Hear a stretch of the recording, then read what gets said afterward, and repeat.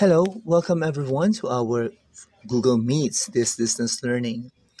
Well, three typhoons had caused floods in our town and in Rizal. That's why we're on a state of calamity. That's why we resorted to distance learning. And thank you all for being here. I really appreciate that. Today's lesson is about Greek myth, and its title is Orpheus and Eurydice, Love Lost in Hades.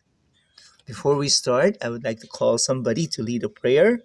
Perhaps we can have Devon Silveta of Grade 10 Sunstone. Let us bow our heads and feel the presence of the Lord. In the name of the Father, of the Son, and of the Holy Spirit. Amen. Dear Lord, thank you for giving us a mind that can know and a heart that can love.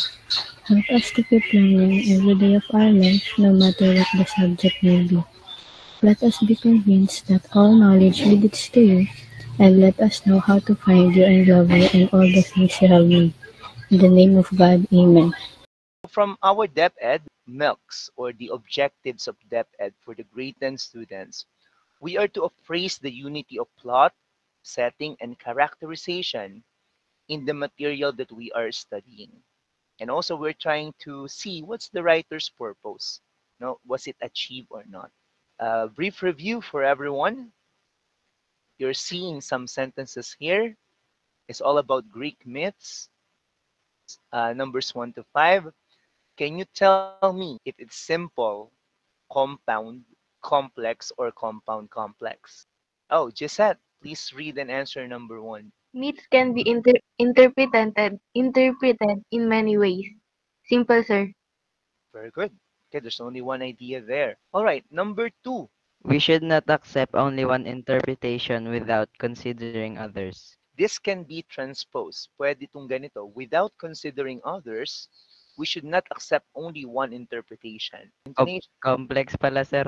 Very good, very good. Okay. All right, number 3. Rain Mish. Zeus ruled the heavens with his thunderbolt, and Poseidon commanded the seas with his mighty trident. Ano, sir? It's compound.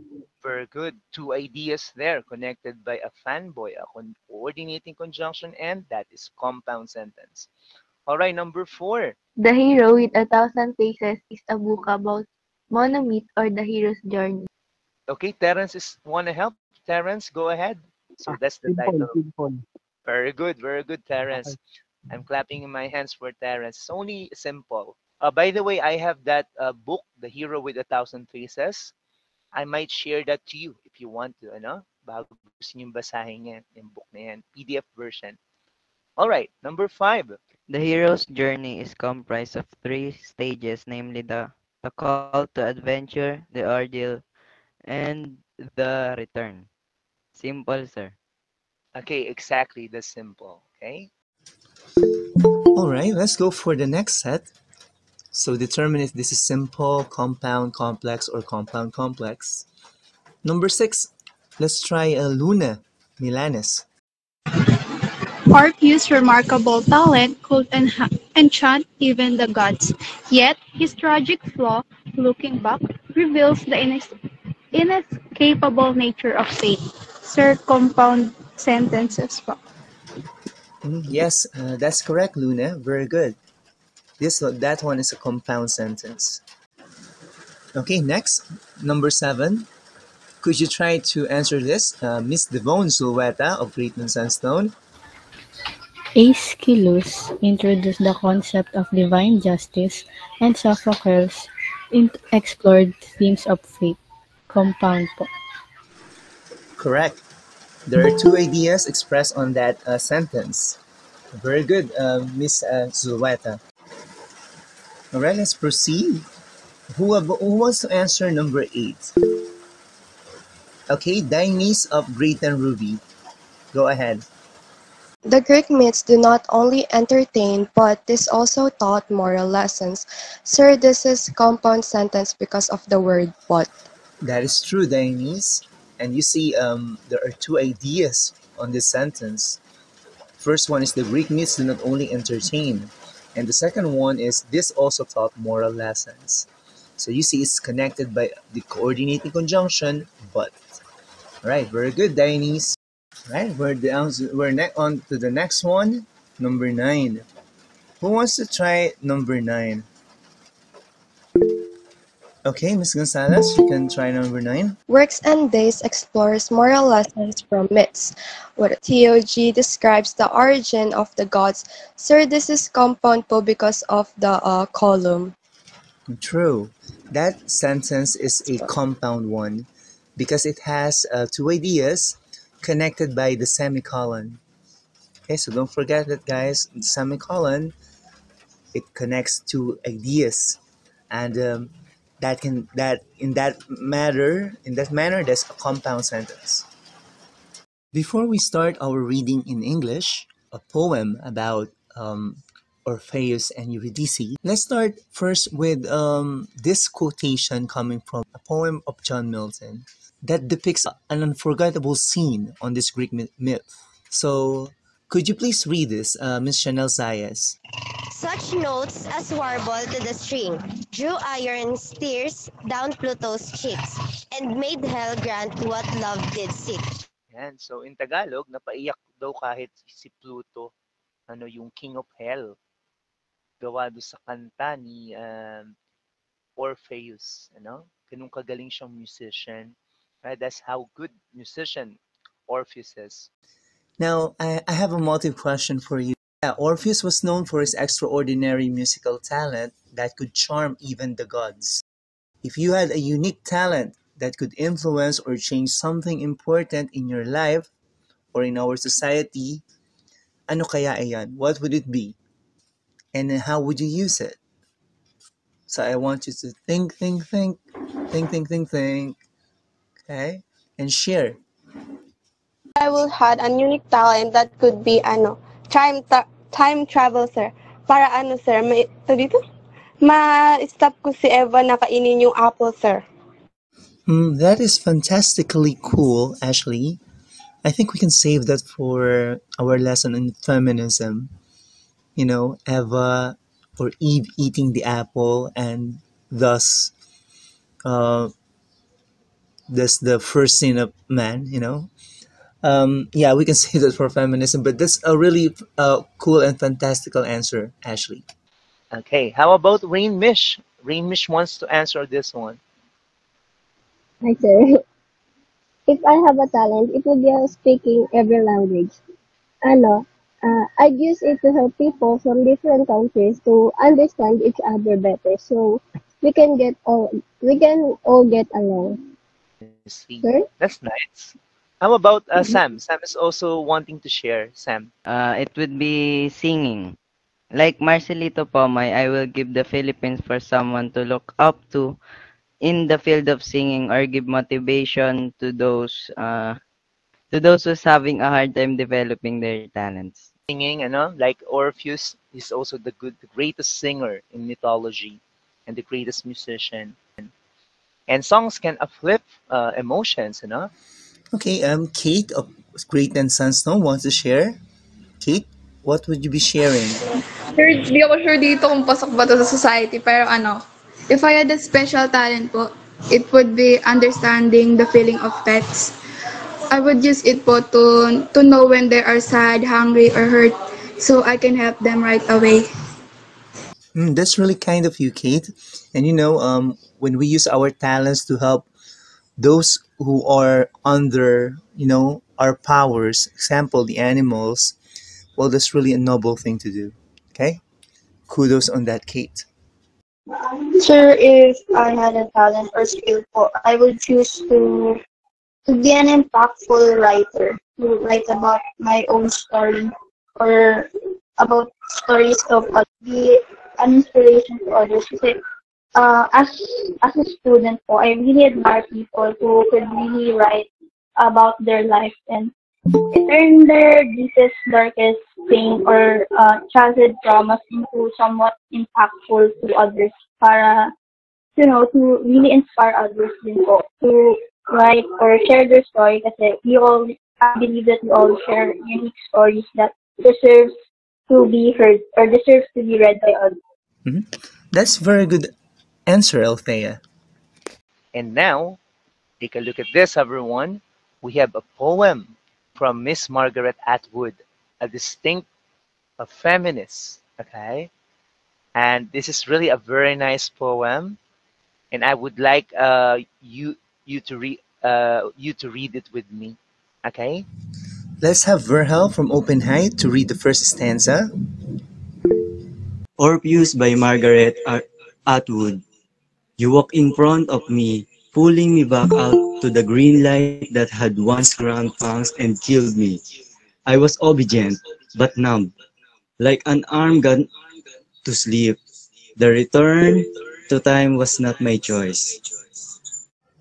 All right, so this part is telling the status of the body of Eurydice. She just woke up from being dead.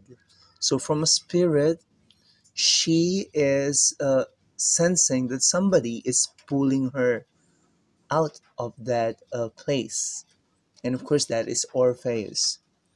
So she says she was obedient, masunurin, but she is not that too conscious. You know, she's numb, uh, like still sleeping. And she emphasized, she told her that it is not her choice to wake up.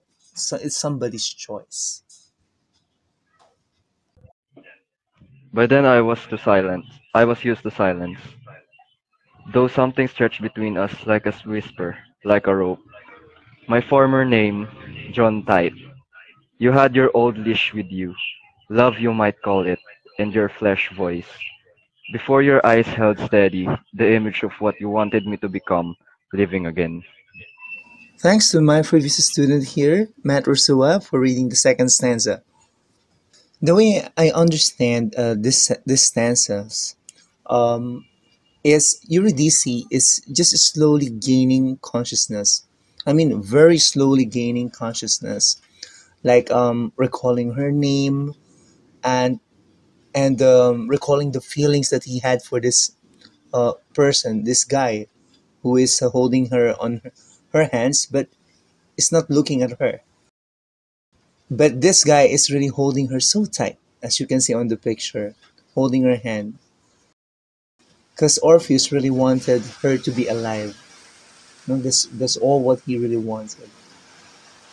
I was this hope of yours that kept following me following.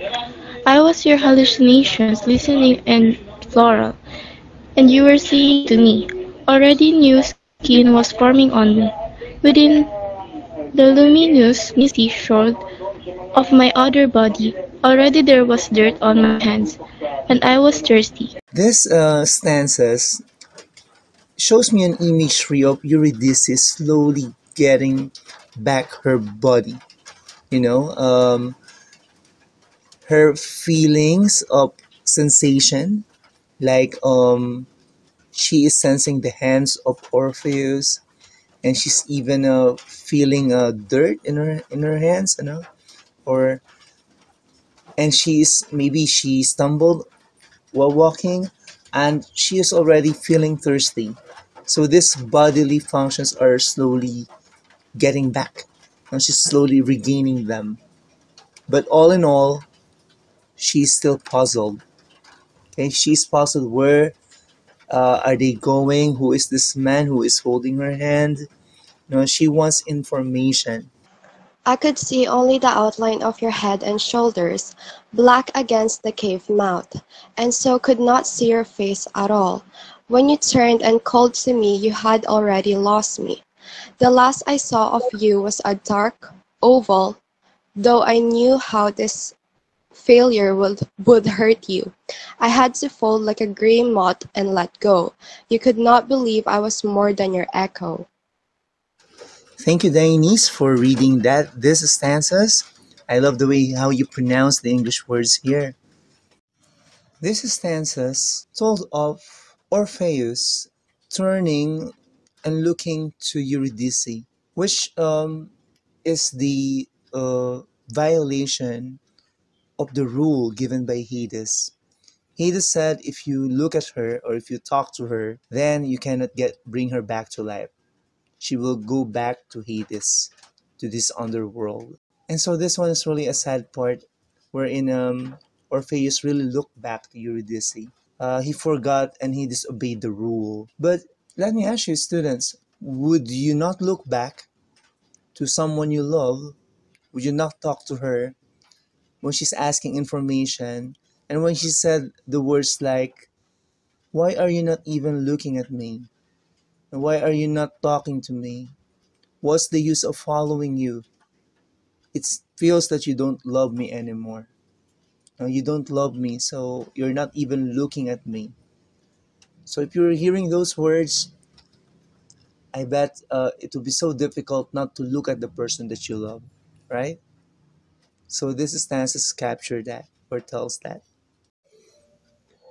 All right, let's have Miss Kyla Urbano of Great and Sunstone to read the questions for us in this discussion. Number 1. Why did Orpheus travel to the underworld? 2. What was the condition given by Thetis for Eurydice return? 3. How did Orpheus' decision to look back at Eurydice affect their fate? 4. What do you think if Orpheus could have done differently to avoid losing Eurydice? 5. What does the story of Orpheus and Eurydice teach us about the consequences of not following his instructions? You can raise your hand. Who wants to answer number 1? You can raise your hand. How about Iliana? You like to answer number 1, Liana? Why did Orpheus travel to the underworld? Sir, he traveled to underworld to retrieve his wife po. Yeah, to bring back his wife Eurydice, okay, or Eurydice. All right, number 2. What was the condition given by Hades for Eurydice's return? Princess Ira Kadangdang. Eurydice can return to his husband, but when he looks into her eyes, um, he would return. Yes. Mm. Just is answering, wag lilingon. Yan. It's like pag lumingon ka, kay Hades ka. It's like that, ano? All right, so very cunning, these gods, ano? All right, number 3. How did Orpheus' decision to look back at Eurydice affect their fate? It affect their fate by losing his wife forever po. And guys, I would like to tell you what happened next to Orpheus. Ano, he became so sad. And when he was so sad, he become very conscious, very mindful of other people's love stories, and he kind of feel or felt what those people feel. He understood them, and according to stories, that's when love poems are born. Ano? Yeah, number 4. What do you think Orpheus could have done differently to avoid losing Eurydice? He should have trusted Hades po and waited until they were both safely out po before looking back. Yes. You know what? I can say that Hades is very cunning. Ano, Rashia, what can you say about that? Oh, it teaches us po by not following rules can lead to loss and regret. Yeah, not following orders or rules, sometimes can lead to regret, All right. Any other reaction to that? I think, disobeying rules even with good intentions can lead to unforeseen and negative consequences.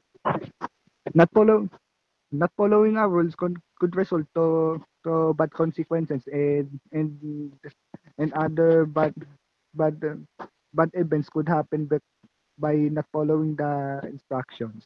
Yeah, and also the myth echoes several things, like death is inescapable, no, that is inescapable. And me, my take on this, Hades is very cunning. Sometimes rules favor the giver of rules, It's sad. Sometimes it's not fair, no? Even in life. So we got to watch out for that. We got to study well, think well, become critical thinkers, pray to God, because in life sometimes really it's not fair, no? The rule giver, sometimes it benefits themselves. Ano? Yan. Cunning, puso. Okay? All right. Sige, abstraction. Let's read this abstraction from the Greek myth. But Sam, maybe you can read the chat box. Sir, Charles said, or Lexus said, Sir Orpheus was not told not to look back at Eurydice until they both reached the surface. But driven by doubt, impatience, and fear po, he turned around too soon and lost her forever po. Ikaw, Sam, if you're Orpheus, and then Eurydice said, Sam, hindi mo na ba ako mahal? Di mo man lang ako tignan. Tagal-tagal na natin naglalakad, di mo man lang ako tinitignan. Di mo na yata ako mahal. What would you do, Sam? I will also look back, sir. Diba? It's so difficult, right? That's what I'm told. Rashia is laughing, oh. Ay. Diba? It's true. Kasi it's kind of really difficult, to the great men who are listening, this is what I'm saying, most of these Greek gods, those who play the antagonists, they're very cunning, Even it's a story of Arachne. Athena is very cunning there on that story, right? When people are becoming critical of the gods' badness, she transformed Arachne into a spider. Okay, now, Charles, could you also read the abstraction about Greek myths here, especially the tragic myths? Pakibasa mo na rin to para sa ating mga Greta na maaring manood na ating ginagawa. Abstraction. Greek myth tragedies often explore themes of fate, human flaws, and the consequence of defying the gods. The tale of Orpheus and Eurydice exemplifies this is Orpheus' tragic mistake of looking back at his wife, and wife leads to her eternal loss, highlighting the inescapable nature of fate. Greek tragic myths provide moral lessons about the limits of human power and the importance of respecting divine divine will. Divine will. Yan. So that's what this myth is also telling us, The divine will that people die, we cannot bring back dead people, no? The inescapable nature of kapalaran of fate, Yan. Good things that we're learning from Greek mythology, okay? All right. So, class, when we return back to the classroom, the face-to-face classes, we're going to have this activity. It's called Myth Appraisers. Okay? We're going to write a short critique about Orpheus and Eurydice. We're going to focus on characterization, setting, and plot, even the values and ideas. We're not going to do this today, pero once we get back to our classroom, hopefully next week, the weather will be bright and shiny so that we can go back and do our task, which is to study, And thank you, Terence. And so this is for the next meeting, I think we have done, what we can to our best, And maybe let's just end this with this evaluation, Let's have it as a form of recitation since we cannot have a pen and paper test on this one. Sige, number 1, what is the primary reason Orpheus travels to the underworld? Okay, Princess Ira. The primary reason why Orpheus travels to the underworld is to letter C, to bring Eurydice back to life. Okay, very good. Number 2, true or false? Orpheus is able to bring Eurydice back to the world of living on his first attempt. Okay, you should raise your hand, class. Ira, since we're running out of time. Ira, go ahead. Letter B, sir. False po. Yan, okay. What's the consequence of Orpheus looking back to Eurydice before they reached the surface? Letter C, sir. Eurydice was lost to him forever. Okay, you know what? We're about to end. The Google Meet is telling me, call about to end soon, But thankfully, we kind of did it, konti na lang, 4 and 5. Let's see. Number 4. Maxine. Okay, it's letter C. It softened their hearts. Music can soften heart. I believe that, Okay, and you might too. All right, power of music. All right, number 5. All right, how did Orpheus react after losing Eurydice a second time? That's so painful, to lose someone you love the second time. Uh, Letter A, sir. He became a hermit and lived in solitude. That's correct. Okay, that's correct. Okay, class. Well done. We're gonna continue this, especially the activity. But I would like to thank you all. Thank you all for being here in this Google Meets. I really appreciate that. Very good for Garnet, for Sapphire, and Open High. And this episode will be seen on Ponderings. I will still have to edit it. Okay? Salamat na marami. Pati rin sa mga parents na nandiyan, mga guardians, At Pearl, syempre ang Pearl, nandiyan din. Thank you, Sam. Pearl. Sorry, nakakalimutan natin. Thank you. Okay? You may now leave class. This has been a very good experience for me because you are here. At least we have this distance learning. So thank you very much all. Magsalita naman yung iba dyan,